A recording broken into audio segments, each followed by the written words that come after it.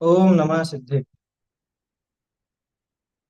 मंगलमय मंगल करण वीतराग विज्ञान नमो ताहि जाते भय हरहं साज महान करि मंगल करि हो महाग्रंथ करण को काज जाते मिले समाज सब पावै निज पद लाज।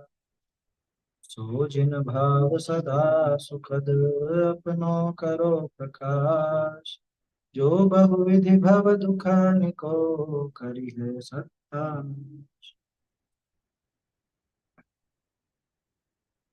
मोक्ष मार्ग प्रकाशक में जीव के दुखों की चर्चा अपनी चल रही है तीसरे अधिकार में, क्योंकि संसार दुख का वर्णन कर रहे हैं ना। इस अधिकार में संसार दुख का और मोक्ष सुख का वर्णन कर रहे हैं। और संसार दुख का वर्णन थोड़रमल जी ने तीन तरह से दिखा। एक तो कर्मों के उदय से, उदय या क्षयोक्षम, ज्ञानावरण दर्शनावरण में क्षयोक्षम से है, बाकी में उदय। तो मुख्यतः उदय की है। सीधे शब्दों में कह दो तो कर्मों के निमित्त से, तो कर्मों की अपेक्षा से दुख दिखाया और उस दुख से निवृत्ति का उपाय भी बताया, है ना। अब दूसरा, दूसरी एक अपेक्षा, कि पर्याय की अपेक्षा। अच्छा, और इसमें है ना एक बहुत बढ़िया प्रयोग किया टोडरमल ने। जैसे 24 ठाणा का प्रयोग चलता है ना, एक से दूसरे में, दूसरे से तीसरे, मतलब आपस में घटित करते। जैसे गति मार्गणा है, या वो है गति गई ये सो गए, ये सब है। तो वो किस गति में कितनी इंद्रिय होंगी, कितने योग होंगे, मतलब वो गति सबसे लगेगी, इंद्रियां सबसे लगेंगी। उसी तरह का प्रयोग इसमें है। अब यहाँ जो पर्याय की अपेक्षा दुख दिखा रहे हैं, तो हर पर्याय में वो ज्ञानावरण आदि आठों का दुख दिखाएंगे। मतलब एकेंद्रिय का दिखाएंगे ना शुरू में, तिर्यंच गति का दुख दिखाएंगे मान लो, एकेंद्रिय का दिखाएंगे, तो उसमें वो आठों कर्म किस तरह से दुख देते हैं वो भी आए। ऐसा प्रयोग है इसके अंदर जोरदार। क्या फिर मनुष्य की बात आएगी तो मनुष्य में किस तरह से वो दुख है वो आए। कहने का अर्थ ये है कि वो पूरा सब क्रॉस मैचिंग करके और बहुत अच्छे से टोडरमल जी ने घटित किया है। क्योंकि टोडरमल जी हल्के में नहीं छोड़ते किसी को भी, है ना। वो सिद्ध करते हैं पूरा। पहले कर्मों की अपेक्षा सामान्य रूप से दिखाया, सामान्य रूप से कर्मों की अपेक्षा दुख, मतलब कर्म में क्या क्या दशा हो। अब दिखाएंगे वो कौन सी पर्याय में कर्मों की कैसी दशा, मतलब कौन सी पर्याय में कर्मों का कैसा उदय हो। ये भी जानना जरूरी है। क्योंकि अपन मनुष्य हैं तो हमें कौन कौन सा उनमें से दुख लगेगा, कौन सा नहीं लगेगा, एक इंद्रिय के कौन कौन सा होगा, कौन सा नहीं होगा। और उससे एक और बारीकी ये पता चलती है कि कौन सी पर्याय सबसे ज्यादा खतरनाक है, या कौन सी पर्याय में अपने को बचने का मौका है, सुखी होने का मौका कौन सी पर्याय में मिलेगा, ये भी सिद्ध हो जाए क्या। तो ये अच्छे से समझने लायक प्रकरण है। बाद में फिर इच्छाओं का स्वरूप दिखाएंगे, वो तीसरा चैप्टर है इसी में। अभी तो पहला देखा अपन ने कर्मों की अपेक्षा से, है ना। अब अपने को देखना है पर्याय की अपेक्षा से। तीसरा वो सामान्य दुख का सामान्य स्वरूप माने चार प्रकार की इच्छा है। वो छोटा प्रकरण है, आखिरी प्रकरण है उसका। चार प्रकार की इच्छाएं दिखाई वहां। हाँ, तो इसीलिए उसको लिखा दुख का सामान्य स्वरूप। हाँ, मूल में तो मिथ्या दर्शन ही आना है। यहाँ भी अभी जो दिखाएंगे ना, इसमें भी मिथ्यात्व ही दिखाएंगे, मिथ्यात्व को ही मूल कारण बताया जाए। हाँ, उसी की सिद्धि के लिए सारा वर्णन, ये समझना चाहिए। हाँ, एक चीज और है, कल मैं बताना भूल गया आप लोगों को। कल जो अपन ने आखिरी पैराग्राफ देखा था, आखिरी लाइन के पहले वाला, ये लिखा था ना, उन्हीं से जिसकी फिर बदली नहीं होती, ऐसा सबसे ऊंचा सिद्ध पद प्राप्त करता है, तब सब दुख मिट जाते हैं और सुखी होता है ना। ये बात हो गई। इसके बाद एक लाइन बाद की प्रतियों में मिलती है। वो अधिकांश प्रतियों में मिलती है, मूल प्रति में नहीं है, लेकिन उपयोगी है। इस विचार से अपने को लिख लेना चाहिए। ये लाइन बता देता हूँ पहले, तो बताते हैं सम्यक दर्शन ही दुख मेटने का और सुख करने का साचा उपाय। तो सीधा सा इसका अनुवाद लिख लीजिए आप। इसलिए सम्यक दर्शन ही दुख मिटाने का और सुख करने का सच्चा उपाय है। सच्चा उपाय चल रहा था ना। ये फाइनल वर्डिक्ट आ गया इसका क्या? जैसे वो कोर्ट में आखिर में वो दे देते हैं ना, हर एक में तो है, लेकिन ये आखिर में ही सिद्ध कर दिया है। सम्यक दर्शन की बात यहाँ भी आई, लेकिन अब इसलिए सम्यक दर्शन ही,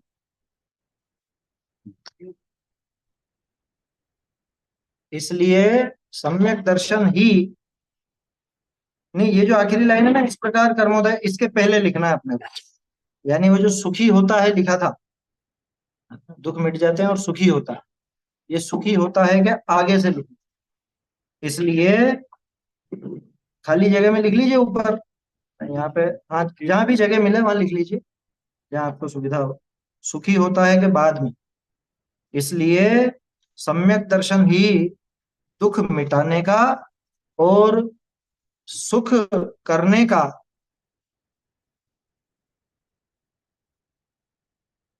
इसलिए सम्यक दर्शन ही दुख मिटाने का और सुख करने का सच्चा उपाय है। हाँ ही लगेगा, सम्यक दर्शन ही दुख मिटाने का और सुख करने का सच्चा उपाय। ये जो सुखी होता है पैराग्राफ खत्म हुआ था ना, तब सब दुख मिट जाते हैं और सुखी होता है, इसके इसलिए सम्यक दर्शन ही दुख मिटाने का और सुख करने का, अब करने की जगह सुखी होना लिख लो या सुख प्रकट करना लिख लो, हाँ सुखी होने का लिख लो, सुखी होने का सच्चा उपाय है। मतलब ये एकदम दृढ़ता से उन्होंने स्थापित कर दी ये बात, सच्चा उपाय, सच्चा उपाय, सच्चा उपाय, बात वही चल रही थी, उसी को इन्होंने सिद्ध कर दिया, है ना? हालांकि आशय तो ऊपर भी आ गया, इसका सच्चा उपाय यही है कि सम्यक दर्शन आदि द्वारा, वो सब आ गया, लेकिन ये लाइन क्या है, पूरा जो प्रकरण निकला ना कर्मों का, कर्मों की अपेक्षा से जो दुख है, ये आखिरी जवाब जैसा क्या, कि आठों प्रकार के कर्मों से बचने का, आठों कर्मों को के दुख को मिटाने का और सुख प्रकट करने का, सुखी होने का सच्चा उपाय ये यहाँ पे सिद्ध हो जाता है। ठीक है, ये एक लाइन इसमें रह गई थी। मतलब ये लाइन तोड़र मल जी की मूल प्रति में नहीं है, लेकिन हस्तलिखित प्रतियों में ज्यादातर जो बाद की हैं, उन प्रतिलिपियों में लगभग लगभग सब में मिलती है। और उपयोगी लग रही है इसलिए ठीक है, लिख लिया अपन। चलिए अब आगे अपन देखते हैं, पर्याय की अपेक्षा से जीव कैसे दुखी होता है, वो यहाँ पे दिखाएं।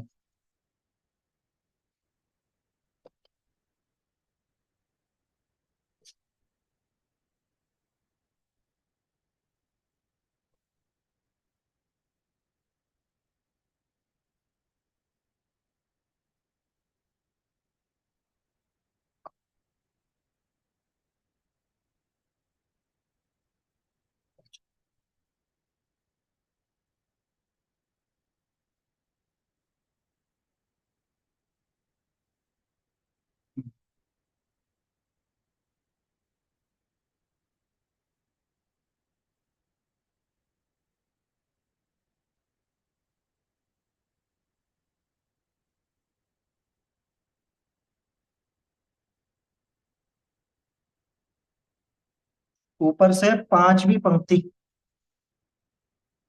पांचवी पंक्ति में लास्ट में देखिए, एक सेकंड, ये का वर्णन किया, पांचवी नहीं, पांच,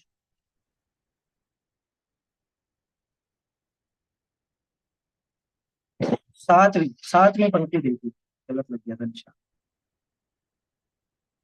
सातवीं पंक्ति में शुरू, अब इस ही दुख को, मिल गया, अब इस ही दुख को पर्याय अपेक्षा करी वर्णन करिए। इस संसार विषय बहुत काल तो एक केंद्रीय पर्याय ही विषय बीते है, ताते अनादि ही ते तो नित्य निगोद विषय रहना, बहुरी तहाते निकसना ऐसे, जैसे भार भूनते चना का उछटी जाना, सो तहाते निकसी अन्य पर्याय धरे, तो त्रस विषय तो बहुत थोड़े ही काल रहे, एकेंद्री ही विषय बहुत काल व्यतीत करे है। तहाँ इतर निगोद विषय सो बहुत रहना होई, और कितेक काल पृथ्वी अप तेज वायु प्रत्येक वनस्पति विषय रहना हुई। नित्य निगोदते निक्षय, निक्षय पीछे त्रस विषय तो उत्कृष्ट रहने का काल साधिक 2000 सागर ही है, और एकेंद्रीय विषय उत्कृष्ट रहने का काल असंख्यात उद्गल परिवर्तन मात्र है। और उद्गल परिवर्तन का काल ऐसा है जाका अनंतवा भाग विषय भी अनंते सागर हो है। कहते हैं इस संसारी के मुख्य पन्ने एकेंद्रीय पर्याय विषय ही काल व्यतीत हो है। तहाँ एकेंद्रीय के ज्ञान दर्शन की शक्ति तो किंचन मात्र ही रहे। एक स्पर्शन इंद्रिय के निमित्तते भया मति ज्ञान, और ताके निमित्तते भया श्रुत ज्ञान, और स्पर्शन इंद्रिय जनित अचक्षु दर्शन जिन करी शीत उष्ण आदि को किंचित जाने देखे है।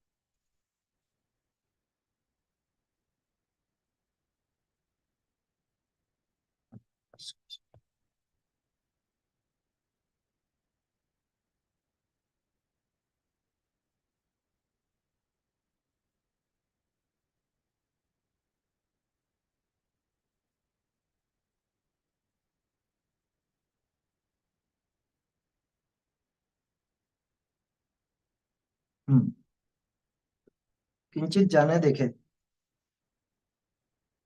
ज्ञानावरण दर्शनावरण के तीव्र उदय करी, याते अधिक ज्ञान दर्शन न पाइए, और विषयनी की इच्छा पाइए है, ताते महादुखी है।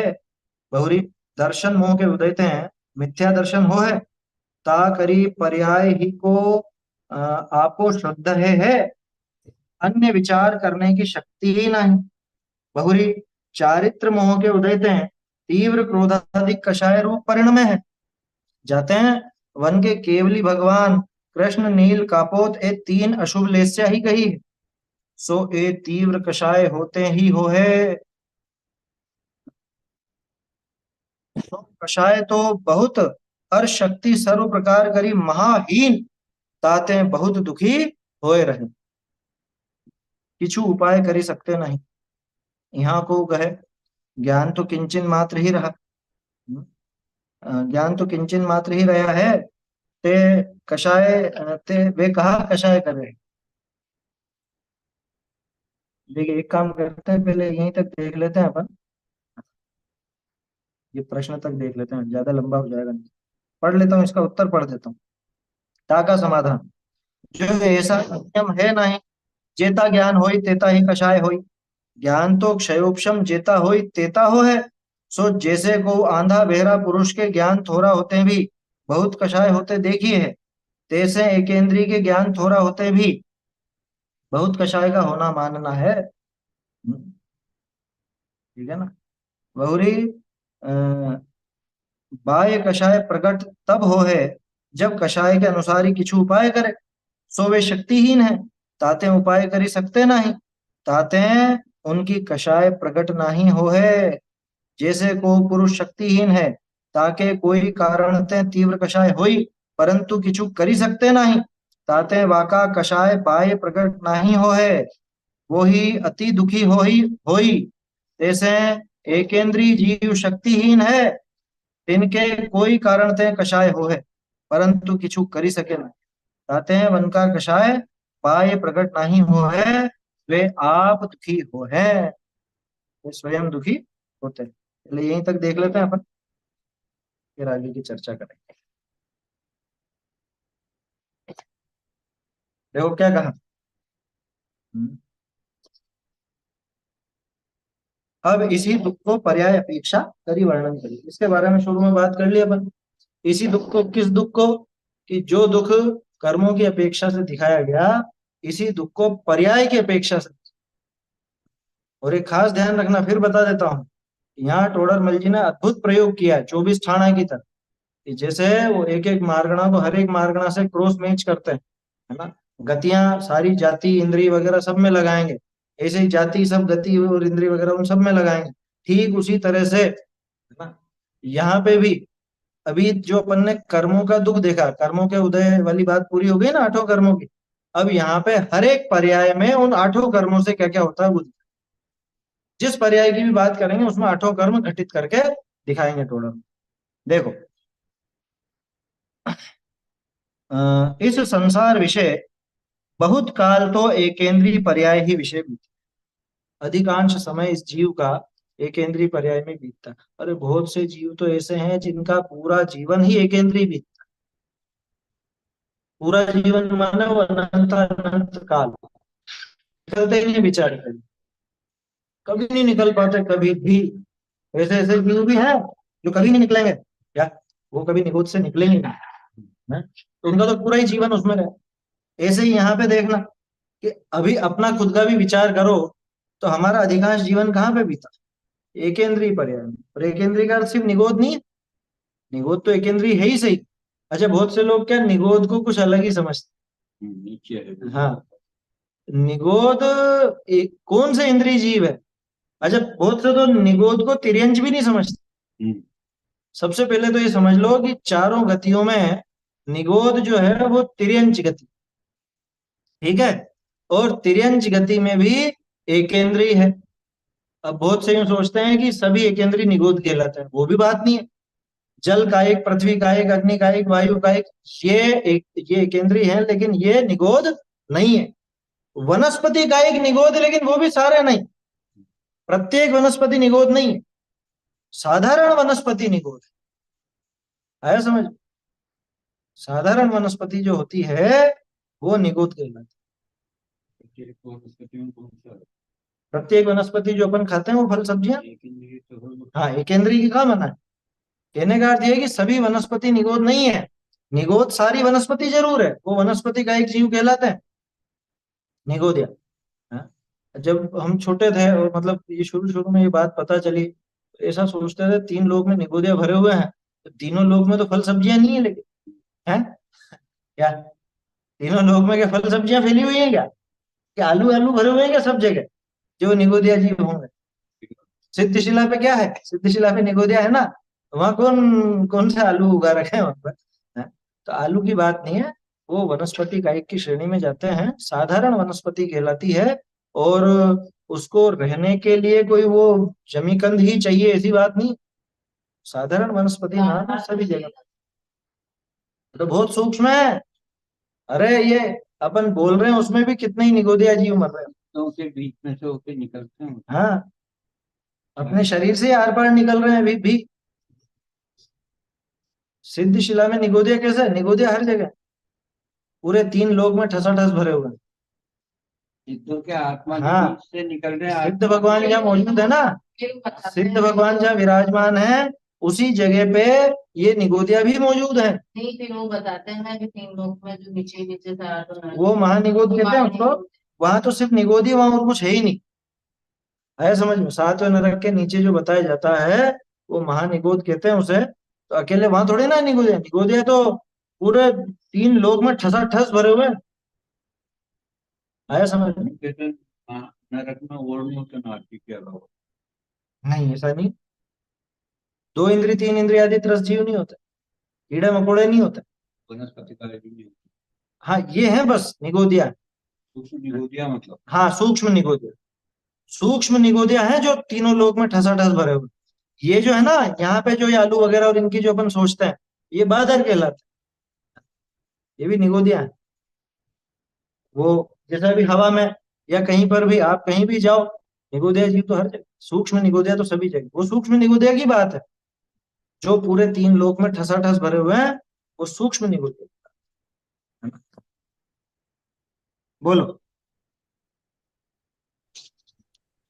ये नित्य निगोद और इतर निगोद होता है, तो फिर दोनों वो आ रही दोनों बात तरह है, के निगोद क्या? वो कहीं भी रह सकते हैं। एक ही आलू में नित्य निगोदिया भी है और उसी आलू में इतर निगोद वाला भी मिल जाए, क्योंकि नित्य निगोद और इतर निगोद कोई स्थान नहीं है, वो तो जीव की दशा का नाम है। हाँ, कि जिस जो जीव आज तक निगोद से निकला ही नहीं, उसके लिए वो निगोद नित्य निगोद कहलाता है। तो बना ही नहीं। दो इंद्रिय नहीं, एक इंद्रिय भी नहीं बना। हाँ, दूसरा एक इंद्रिय भी नहीं बना, वो नित्य निगोद है। तो वो एक और जैसे उसमें ही रहता है क्या? हाँ, रह सकते हैं, जैसे एक जैसे आलू नहीं। में कोई निगोदिया जीव है, वो नित्य निगोद मतलब वो निकला नहीं अभी तक निगोद से, तो वो आलू के हाँ, आलू में ही रहता जाएगा, या फिर आलू से वायु का एक, जल का नहीं, एक वो वगैरह कहीं ऐसा? भी जाए, कहीं भी रहेगा वो, लेकिन निगोद में रहेगा। चाहे वो सूक्ष्म निगोदिया बन जाए, उत्पादक निगोदिया हो जाए, लेकिन वो निगोद उसका कभी छूटा नहीं। इसलिए उसकी उस दशा को नित्य निगोद कहते हैं। नित्य निगोद किसी वस्तु का या किसी जगह का नाम नहीं है। नित्य निगोद तो उस जीव की उस पर्याय का नाम है। आया समझ में? वो शरीर तो कोई पलटता है जगह, उनका फिर? हाँ, शरीर पलटता है ना। वो एक ही शरीर थोड़े ना है, शरीर तो खूब पलटता है ना, लेकिन बारंबार बारंबार वो निगोदिया ही बनता है। बोलो। एक निगोद शरीर में अनंत जीव है। हाँ, पलट पलट के उसी शरीर में वहीं पर वापस पैदा हो जाए वो। हाँ, शिला में तो मुक्त जीव ही होते हैं, तो फिर सूक्ष्म जैसे जीव जो होते हैं आपने बोला अभी, तो वो वहाँ कैसे रहते हैं? जैसे तीन लोक सूक्ष्म में तो निगोदिया पूरे तीन में ठसाठस भरे हुए हैं, अपने आसपास भी भरे हुए हैं, है ना। वो वहां भी है, उससे कोई फर्क नहीं पड़ता। सिद्ध शिला में वो रहते हैं, तो सिद्धों को कुछ उससे बाधा आती हो ऐसी कोई बात नहीं है।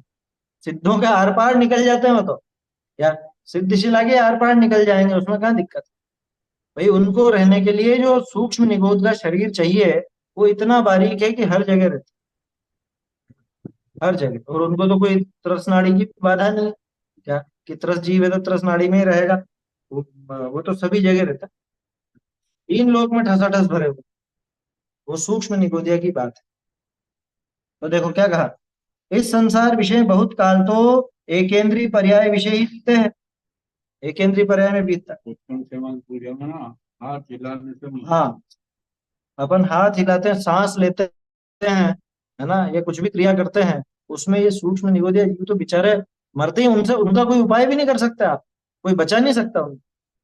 अपन जो अहिंसा का व्रत आदि धारण करते हैं, अपन लोग तो त्रस्त जीवों की हिंसा का व्रत धारण करते हैं, अहिंसा का, है ना। और मुनिराज जो स्थूल एकेंद्रीय हैं, स्थूल एकेंद्रीय, जिनको बचाया जा सकता हो, उनका सूक्ष्म निगोदिया की हिंसा से तो वो भी नहीं बचते। कारण यह है कि वो अशक्य अनुष्ठान, उसमें कुछ नहीं किया जा सकता। चाह करके भी नहीं बचा सकते, चाह करके सांस तो लेंगे ही सही ना, सांस तो अपने आप ही आती है। सांस कोई लेता थोड़ी ना, सांस तो अपने आप आती है। सांस रोकना जबरदस्ती होता है, लेना तो अपने आप सहज ही होता है। अब वो सांस भी ले रहे हैं तो उसके अंदर ही मर रहे हैं वो जी। और वो तो ध्यान लगाएंगे, अब श्रेणी मंडली तो सब मर जाएंगे। हाँ, निगोद रहित हो जाता है उनका शरीर। जब अरहंत दशा प्रकट होने वाली होती है, तो उस समय शरीर में जितने भी निगोदिया जीव हैं वो सब मरण को प्राप्त होते हैं, सब मरते हैं। तो क्या उनको मारने का दोष वहां है उनको? नहीं है। क्यों नहीं है? क्योंकि उन्होंने मारने के लिए तो कुछ किया नहीं, ये अपनी आयु पाकर के सहज ही स्वयं मर, ऐसा है। वो तो यूं भी हर अंतर मुहूर्त में कितना कितना, अगर मतलब अपर्याप्त तक देखो, 66,336 क्षुद्र भव एक एक अंतर मुहूर्त में हो जाता है। आया समझ? देखो, इस संसार विषय बहुत काल तो एकेंद्रीय पर्याय विषय ही बीते हैं, एकेंद्रीय पर्याय में ही बीतता है। ताते अनादि ही ते तो नित्य निगोद विषय रहना। अनादि काल से तो कहाँ रहता है ये जीव? नित्य निगोद, है ना। जो नहीं निकला उसके लिए तो नित्य निगोद बहुरी। तहाते निकसना ऐसे, कैसे? जैसे भार भूनते चना का उचट जाना। भार समझते हैं? भाड़, जैसे भड़भूजा भाड़ में चने भूनता है, चने भुने जाते हैं ना, बाजार में बेचते हैं चने भून कर। तो उनकी जो भाड़ होती थी, है ना, अभी भी बहुत सी जगह तो रहती है। अब नई नई मशीनें चल पड़ी, वो अलग चीज है। तो वो भाड़ होता था, उस भाड़ में चनों को भूंजा जाता, भुना जाता। अब उसमें से कोई चना उचट करके बाहर निकल जाए, ये तो योग्यता की बात है। कोई गारंटी थोड़ी ना है कोई निकलेगा, कौन निकलेगा ये कोई नहीं कह सकता। कौन सा चना उसमें से उछट करके एकदम उछल करके बाहर निकल जाएगा भाड़ को? अरे, तो कहावत भी तो आती है, अकेला चना क्या भाड़ फोड़ेगा, है। वो तो भारी चीज है, खैर भाड़ फोड़ना वो अलग बात हो गई। यहाँ तो यूं है, उस भाड़ में ऐसा पेक होता है वो बिल्कुल। आग तालिए न्याय हाँ, अंधे के आग ताली तो फिर भी ज्यादा है। अंधे के आग हाँ, वो भी ज्यादा मान लो, ये मुश्किल रहता है। ये इसके लिए मैं तो एक उदाहरण दिया करता हूँ। क्या? अरब सागर में तो डालो सुई, और बंगाल की खाड़ी में डालो धागा। सुई लकड़ी की, हाँ, क्योंकि नहीं तो लोहे की सुई तो बैठ जाएगी नीचे, और धागा ऊपर तैरता रहे। अब वो धागा बहता बहता उस सुई के छेद में से पार हो सकता है या नहीं? बंगाल की खाड़ी में डाला गया था धागा, और अरब सागर में इस साइड, मतलब गुजरात की तरफ जो समुद्र है, वहां तो डाली गई सुई, लकड़ी की सुई। छेद भी है उसमें, सब है, लकड़ी प्लास्टिक जो भी समझना हो समझ लो। और उधर बंगाल की खाड़ी में धागा डाला गया। अब वो धागा बहता बहता कभी इस सुई में से पार हो सकता है या नहीं? हम्म? कितना आसान है? असंभव जैसा है। ये असंभव तो नहीं है, लेकिन असंभव जैसा है। तो बस वैसा ही यहाँ समझ, उसी तरह से समझना। नित्य निगोद से निकल जाना, निगोद से निकल करके और एकेंद्रीय आदि दूसरा एकेंद्रीय हो जाना भी इतना मुश्किल। ऐसे ही तरह ये त्रस पर्याय, दुर्लभ लही ज्यों चिंतामणि, त्यों पर्याय लही त्रस तणी, वो तो आगे की चीज है। अभी तो निगोद से निकलना ही इतना भारी। दुर्लभ है निगोद से था। थावर, हाँ, दुर्लभ है निगोद से थावर और उत्रस गति पाना, ऐसा है ना। देखो, ताते अनादि ही थे तो नित्य निगोद विषय रहना, काल अनंत निगोद मजा, पीत्यो एकेंद्री तन घाट। क्या अलग से डाला था ये वाला प्रकरण छेड़ाने की पहली ढाल है ना। इसमें से क्या सोचा? देखो, बहुरी तहाते निकसना, इससे जैसे धार में चढ़ा का उछट जाना। तो तहाते निकसी अन्य पर्याय धरे, तो त्रस विषय तो बहुत थोड़े ही काल रहे। अगर मान लो वहां से निकलता भी है किस्मत से, और त्रस पर्याय धारण करे, तो ज्यादा लंबे समय नहीं रह पाता। अब कोई सोचेगा नहीं नहीं साहब, 2-2 सागर तो रहता है। अरे वो तो अपर लिमिट है, बिल्कुल टॉप। अगर कोई निगोद में जाए बिना, मतलब एकेंद्री से निकला, त्रस हुआ, तो त्रस में कितने लंबे समय तक रह सकता है? ज्यादा से ज्यादा साधिक 2000 सागर, साधिक 2000 सागर, अधिक से। वो भी तब बनता है जब उसमें स्वर्ग और नरक के 2000 सागर शामिल। मनुष्य और तिर्यंच का तो उसमें साधिक कितनी है, साधिक में आया समझ में, एक सागर भी नहीं बनता टोटल। क्या कहा? त्रस विषय तो बहुत थोड़े ही काल रहे, एकेंद्री ही विषय बहुत काल व्यतीत करे है। ज्यादातर समय तो एकेंद्री में बीतता है। तहाँ इतर निगोद विषय सो बहुत रहना होई। अब नित्य निगोद से निकल गया तो क्या करेगा एकेंद्री में? कि अगर मान लो वो इतर निगोद में चला जाएगा, घूम फिर करके वापस इतर इतर निगोद में चला गया।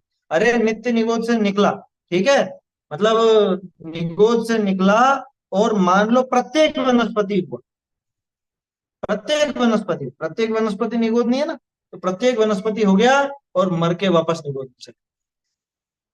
निगोद से निकला, पृथ्वी का एक बना, फिर निगोद में चला। निगोद से निकला, जल का एक बन गया, जल का जीव बन गया, आया वायु का एक, अग्नि का एक बन गया, फिर निगोद में चला। त्रस पर्याय मिली ही नहीं। बोल। हाँ, पवन प्रत्येक वनस्पति है, वो तो अब सारा आ जाता। निकसी भूमि जल पावक भयो, है ना, पवन प्रत्येक वनस्पति थयो। कहाँ से निकल गए? नित्य निगोद से। नित्य निगोद से निकल गए, ये सब दशा। एकेंद्रीय ही विषय बहुत काल व्यतीत करे है, तहान इतर निगोद विषय सो बहुत रहना होई। और कितेक काल पृथ्वी अप तेज वायु प्रत्येक वनस्पति विषय रहना होई, है ना। मतलब अगर दूसरा एकेंद्री भी बन रहा है, एकेंद्री में भी देखो, क्योंकि 5 प्रकार का एकेंद्री, एकेंद्री में भी ज्यादातर किसमें रह रहा है? कि या तो निगोद में ही रह रहा है, निगोद से निकल गया तो प्रत्येक वनस्पति रहेगा, या इन बाकी सब में भी गया तो भी उनका काल कम है, निगोद का काल ज्यादा है। मतलब निगोद में लंबे समय तक रहेगा। ध्यान रखना, मैं आयु की बात नहीं कर रहा हूं, नहीं तो कोई सोचे निगोद की आयु इनसे ज्यादा हो। निगोद की आयु ज्यादा नहीं है, नहीं, वो हर एक निगोदिया की नहीं हो बात। वो तो किसी की भी हो सकती है, वो तो मनुष्य हो अपर्याप्तक उसकी भी उतनी रहती। यहाँ बात यह है कि ज्यादा भव किसके, ज्यादा समय किसका, ज्यादा समय तो वो निगोद, उससे कम समय कम भव मिलेंगे पृथ्वी जल अग्नि वायु और प्रत्येक वनस्पति। ठीक है। नित्य निगोत्य निकसी, पीछे त्रस विषय तो उत्कृष्ट रहने का काल, उत्कृष्ट रहने का काल, यानी ज्यादा से ज्यादा अगर कोई निगोद आदि या एकेंद्री से निकल के त्रस बन गया तो त्रस पर्याय में उत्कृष्ट रहने का काल साधिक 2000 सागर ही है। साधिक 2000 सागर, अधिक से अधिक 2000 सागर। और एकेंद्री विषय उत्कृष्ट रहने का काल, एकेंद्री में रहा जाए तो असंख्यात पुद्गल परावर्तन, कहाँ साधिक 2000 सागर गिनती के, और कहाँ असंख्यात पुद्गल परावर्तन। पुद्गल परावर्तन कितना बड़ा कि हर पुद्गल परावर्तन का काल ऐसा है जाका अनंतवा भाग विषय भी अनंते सागर हो है, जिसके अनंतवें भाग में भी अनंत सागर हो जाते, अनंत सागर। सोचो, कल्पना नहीं कर सकते आप। ये अपन ने इसमें 32 नंबर पेज पर देखो, 32 नंबर पेज का निशान लगा सकते। दूसरा पेज। हाँ, दूसरे पैराग्राफ में दिया 32 नंबर पेज पर, ठीक है ना। वहां कितने ही काल रहकर वहां से निकलकर अन्य पर्यायों में भ्रमण करते हैं, वहां परिभ्रमण करने का उत्कृष्ट काल पृथ्वी आदि स्थावरों में असंख्यात कल्प मात्र है, और द्विंद्रिय आदि पंचेंद्रिय पर्यंत त्रसों में साधिक 2000 सागर है, और इतर निगोद में 2.5 पुद्गल परावर्तन है जो अनंत का। और नीचे वहाँ इतर निगोद से हाँ, वहां इतर निगोद से निकलकर त्रस में रहने का जो काल है, स्थावर स्थावर में सोच है ना, स्थावर पर्याय प्राप्त कर फिर वो वापस से निगोद में जाता। और फिर आगे एकेंद्रीय पर्याय में उत्कृष्ट परिभ्रमण काल असंख्यात पुद्गल परावर्तन मात्र। अब असंख्यात लगा दे। जगन्य जगन्य सर्वत्र अंतर मुहूर्त, जगन्य तो सर्वत्र अंतर मुहूर्त है। देखो वहां भी काकतालीय न्याय बताया है ना, यहाँ पे इन्होंने चने का उदाहरण दिया, वहां काकतालीय न्याय बताया, दोनों ही मुश्किल काम है। बोलो।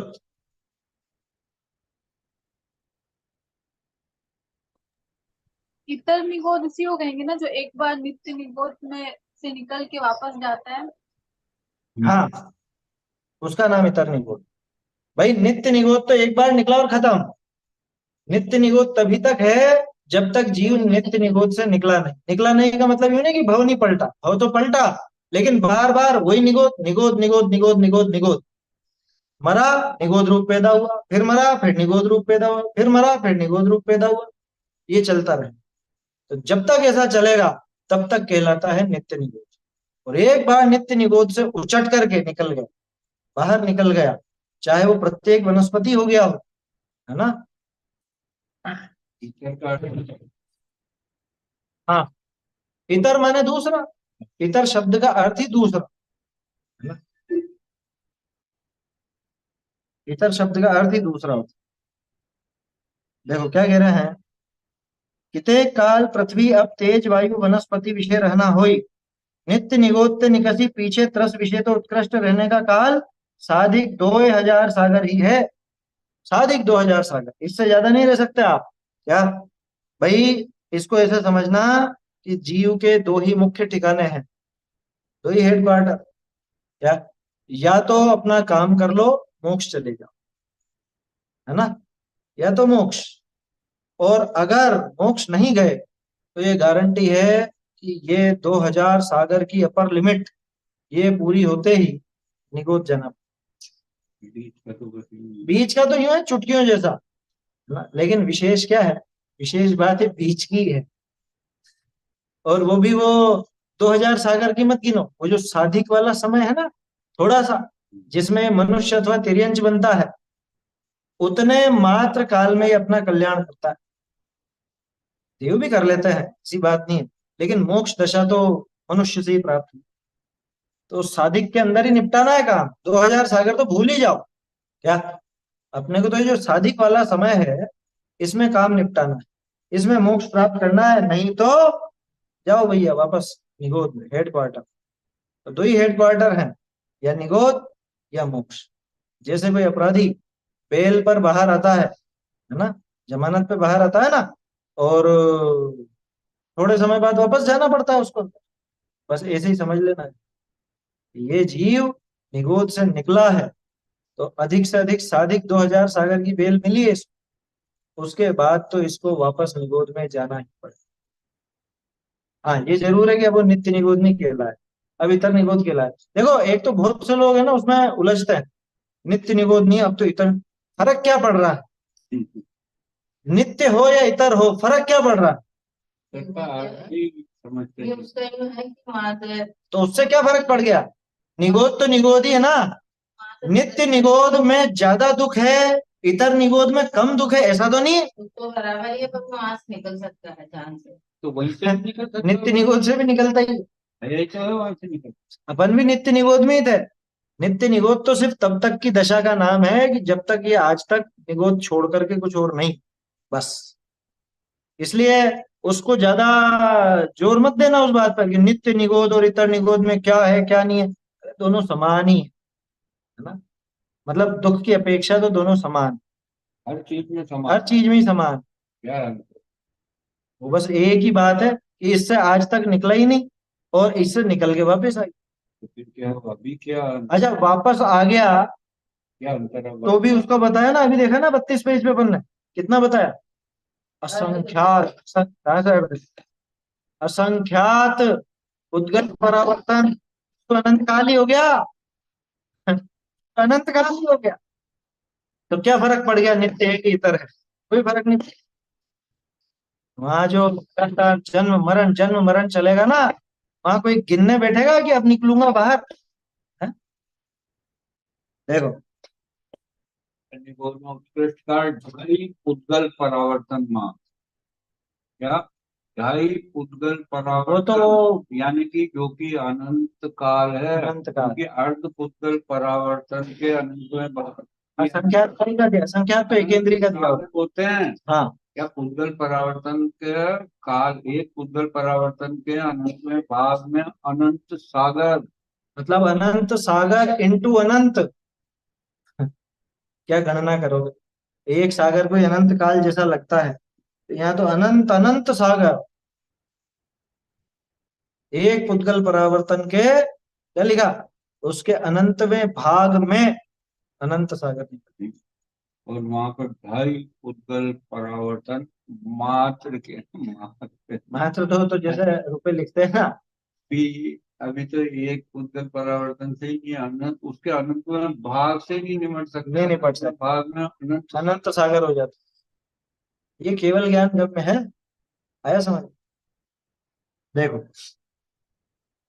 एकेंद्रीय विषय उत्कृष्ट रहने का काल असंख्यात पुद्गल परावर्तन मात्र, एकेंद्रीय का है वो असंख्य पुद्गल परावर्तन, इतर निगोद का ढाई है ना, ढाई पुद्गल परावर्तन। और पुद्गल परावर्तन का काल ऐसा कि जाका अनंतवा भाग विषय भी अनंते सागर हो है, अनंत में भाग में भी अनंत अनंत सागर हो। ताते इस संसारी के मुख्य पने एकेंद्रीय पर्याय विषय ही काल व्यतीत, ये अपनी दशा है। अरे भाई अनादिकाल से अपन कहाँ बैठे थे, हाँ, निगोद में ही तो थे, अधिकांश तो अपना निगोद में ही बीता, वहां से निकल भी गए तो एकेंद्रीय में भी खूब घूमे। आप तो यूं समझ लो त्रस का काल कुछ भी नहीं लगता एकेंद्रीय का है, और सब एकेंद्रीय का काल मिला लो वो कुछ भी नहीं लगता निगोद का है।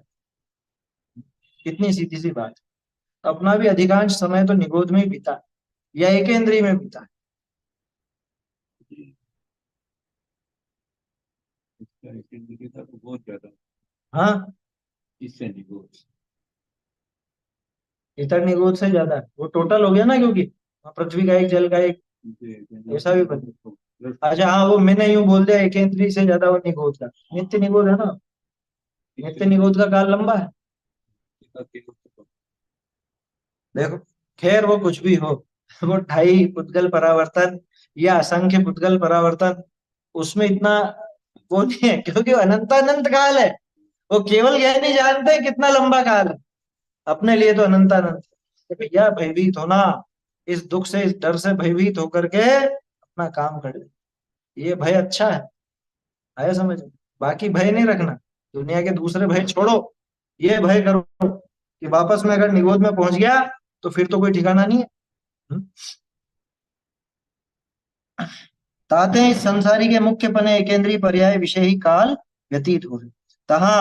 अब देखो यहाँ एक एक कर्म का दिखा, तहा एकेंद्रीय के ज्ञान दर्शन की शक्ति तो किंचन मात्र ही रहे। कितना जानता है बेचारा, अक्षर के अनंतवें भाग कहते हैं। बहुत से लोग उसमें यूं सोचते हैं, ये जो लिखा ना क ख ग, इसका अनंतवां भाग, ऐसा नहीं है।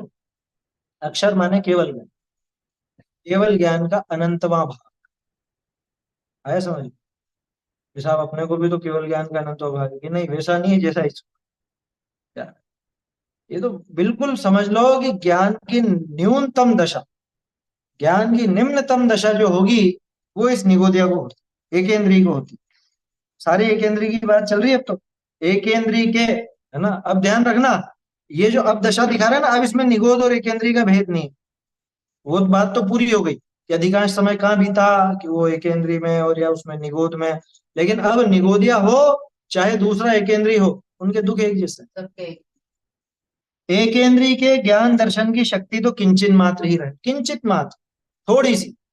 कितना जानना देखना होता है, एक स्पर्शन इंद्रिय के निमित्त ते भया मति ज्ञान, और ताके निमित्त ते भया श्रुत ज्ञान, और स्पर्शन इंद्रिय जनित अचक्षु दर्शन, जिन करी शीत उष्णादि को किंचित जाने देखे है। ये ज्ञानावरण और दर्शनावरण संबंधी दुख दिखा रहे हैं। सबसे पहले उन्हीं का नाम था ना, तो दर्शनावरण की तो यूं समझ लो सिर्फ एक अचक्षु दर्शन होगा इसमें। चक्षु दर्शन हो नहीं सकता क्योंकि आंखें नहीं है, अवधि दर्शन हो नहीं सकता, अवधि ज्ञान नहीं है, केवली दर्शन की तो बात ही मत करो। तो एकमात्र अचक्षु दर्शन होता है, वो भी किससे संबंधित, सिर्फ स्पर्शन इंद्रिय से संबंधित। क्यों कि इंद्रिय अकेली एक है।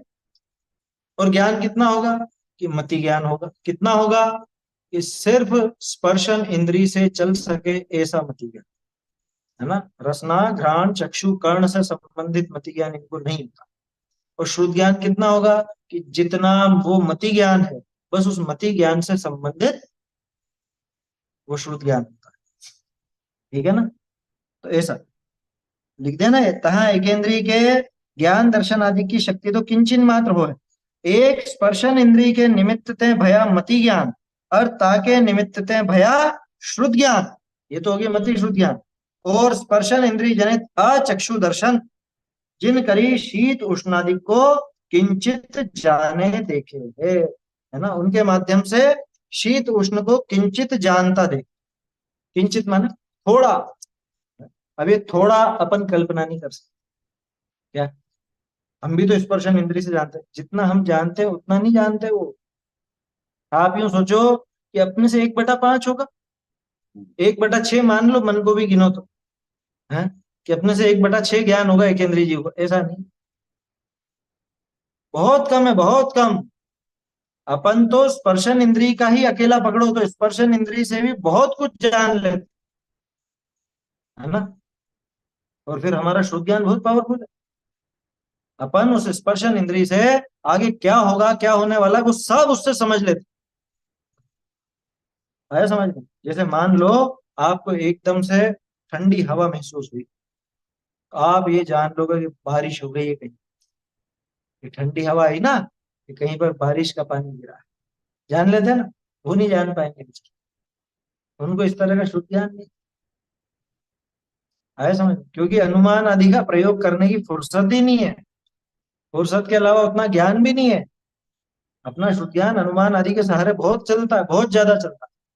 तर्क का प्रयोग अपन करते हैं, स्मृति अपनी ऐसी रहती है बलशाली, इनका स्मरण नहीं होता। आया समझ में? तो ऐसा है, किंचित जाने देखे, ज्ञानावरण दर्शनावरण के तीव्र उदय करी, याते अधिक ज्ञान दर्शन न पाएंगे। ज्ञानावरणी दर्शनावरणी का उदय भी इनके तीव्र है, यह है मूल कारण। तो कम ज्ञान क्या, कि अपन उस स्पर्शन इंद्रिय से जितना जान लेते हैं उतना ये नहीं जान पाते। उसका सीधा कारण ये कि ये उस ज्ञानावर्णी के उदय से संयुक्त बहुत तीव्र उदय है, बहुत ज्यादा तीव्र, ज्ञानावर्णी का भी दर्शनावर्णी का भी। इसलिए इनके उससे ज्यादा जानना होता नहीं। और विषयनी की इच्छा पाई है, गजब हो गया, इनको भी विषय चाहिए है। अरे जितना कम इंद्रिय वाला है ना वो उतना ज्यादा दुखी, क्योंकि इच्छाएं सीमित नहीं होती। आया समझ में? विषय भोग आदि की इच्छाएं सीमित नहीं होती, इंद्रियां सीमित हो सकती। अब सोचो, वो तो बस एक स्पर्शन इंद्रिय भी है और जानना भी कम है, लेकिन अब उसको कितनी कितनी तड़प रहती होगी, कितनी उसको तड़प रहती होगी। ऐसा मतलब कितने प्रकार के विषय भोगों की उसको ऐसी इच्छा रहती होगी, अपन कल्पना भी नहीं कर सकते। ज्ञानावरण दर्शनावरण के तीव्र उदय करी ज्ञाते अधिक ज्ञान दर्शन न पाइये है, और विषयनी की इच्छा पाइये है, ताते महादुखी है। क्या लिखा? दुखी नहीं लिखा, महादुखी। हाँ? इससे कषाय बहुत वो आगे आ रही है बात, कषाय की तो यहाँ ले ही रहा है।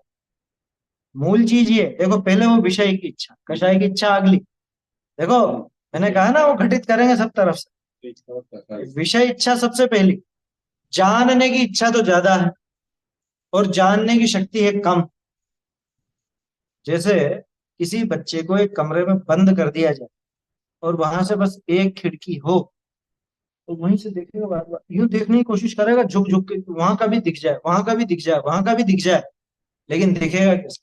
खिड़की तो एक ही खुली। बस ऐसे इसके एक ही खिड़की खुली है, एक ही इंद्रिय मिली ना है। इच्छा तो बहुत है कि कुछ ऐसा भी आवे, कुछ कुछ जानने में तो आवे है? जानने की इच्छा बहुत तीव्र और जानने की शक्ति बहुत कम, लिखा ना। ये ताते महादुखी है, इसलिए बहुत ज्यादा दुखी होता है। बहुरी दर्शन मोह के उदयत है, ये अगला कर्म आ गया। ज्ञानावर्णी दर्शनावर्णी की बात हो गई। अब दर्शन मोह के उदयत है, मिथ्या दर्शन हो है, वो तो परमानेंट है। एक इंद्रिय से लगा के असंगी पंचेंद्रिय तक तो मिथ्या दृष्टि ही मान के चल, परमानेंट। उनके मिथ्या दर्शन होता है। ताकरी पर्याय ही को आपो शुद्ध है, या उस पर्याय में ही आपा मानते, पर्याय में ही आपा करते हैं। आपा समझता है ना, आपा यानी अपनत्व, ये ही मैं हूं ऐसा, ये ही मैं हूं, इस तरह का वो पर्याय में ही माना करता। देखो क्या लिखा, आपो शुद्ध है, अन्य विचार करने की शक्ति ही नहीं, अन्य विचार हो ही नहीं सकता। क्यों नहीं हो सकता? कि देखो, एक तो वो दर्शन मोह भी तीव्र होता है, सामान्य नहीं होता। जैसे अपने तो दर्शन मोह घटता है तो अपन मिथ्यात्व के नाश का उपाय आदि भी करते हैं, लेकिन इनके तो विचारों के दर्शन मोह का भी तीव्र होता है। तो उस शरीर में, उस पर्याय मिली हुई पर्याय में अपनत्व बुद्धि भी जबरदस्त, और ऊपर से ज्ञानावरण का क्षयोपशम भी बहुत कम, उदय बहुत जबरदस्त, तो जान भी नहीं पाता और विचार भी नहीं कर पाता। सोचो तो सही, अपन लोग ये बात पढ़ रहे हैं, सुन रहे हैं, और इसको अप्लाई करने की अपन कोशिश भी करते हैं, विचार आदि भी करते हैं। वो बेचारे के पास कुछ भी नहीं है, विचार करने की शक्ति भी नहीं। अच्छा, विचार करने की शक्ति भी होती ना, समय नहीं विचार कर, धमाधम जन्म मरण जन्म मरण जन्म मरण। पर्याप्त तक भी हो तो कोई ज्यादा आयु तो है होती नहीं है, कोई बरसों तक जीते हो ऐसा तो कुछ है नहीं है। समझ में ही बात, दुख जबरदस्त है ना। अरे यहाँ जरा सा सिर दुखता है तो आत्मा की बात नहीं सुहाती है, और वहां वहां तो निरंतर दुखी दुख है। नारकी से ज्यादा दुख है, पता है? नारकियों से ज्यादा दुख है। नारकियों के दुख बाहर में दिखता है, इनका दिखता नहीं है ना। नारकी अभिव्यक्त कर सकता है, ये अभिव्यक्त भी नहीं कर सकते। अब सोचो, ये एक बड़ा दुख,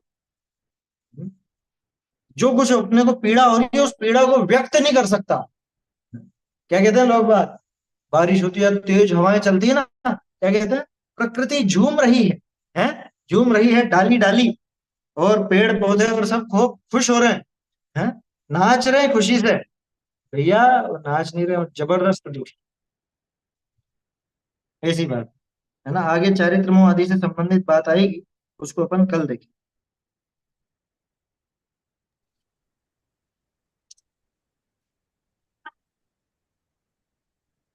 चैतन्य का स्मरण प्रतिक्षण ही करो रे, भव के अनंत दुख को क्षण में हरो रे, अक्षय अनंत निज सौख्य निधान पाओ, गाओ अरे इसी के गीत गाओ, निज निधि निज में बताई यह अनंत उपकार, इसके लिए चिन्ह वाणी माँ को वंदना शत बार वंदना।